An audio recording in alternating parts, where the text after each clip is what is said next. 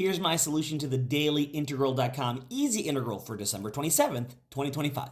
This question was asking for the integral from 0 to 1 of e to the x to the third times the quantity 1 plus 3x to the third dx. So when you're looking at this problem, you're not seeing an obvious strategy. You're like, I don't see an obvious integration by parts because there's no easy antiderivative here.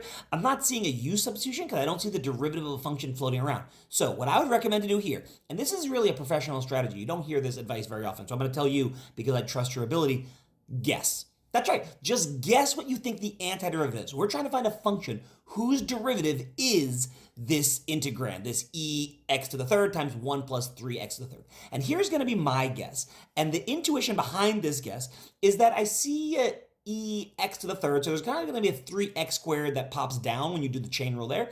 And if I have an x in front, that's going to give me a 3x to the third if I do a product rule. So my guess is, for my guess for what I think the antiderivative is x e to the x to the third. Now let's take a look. So I'm doing a product rule. The derivative of x is 1, so I get 1 times e to the x to the third, plus, hold the x constant, take the derivative of e to the x to the third, which is going to have that 3x squared pop out from the chain rule, times e to the x to the third. Simplifying, I get exactly e to the x to the third times 1 plus 3x to the third. So this actually is the antiderivative. So I'm done. I don't need to do an integration by parts. I don't need to do u substitution. All I have to do is evaluate this function, this x e to the x to the third, from 0 to 1. When I plug in 1, I get 1 e to the 1, which is just e, minus when I plug in 0, 0 e to the 0, that's just 0.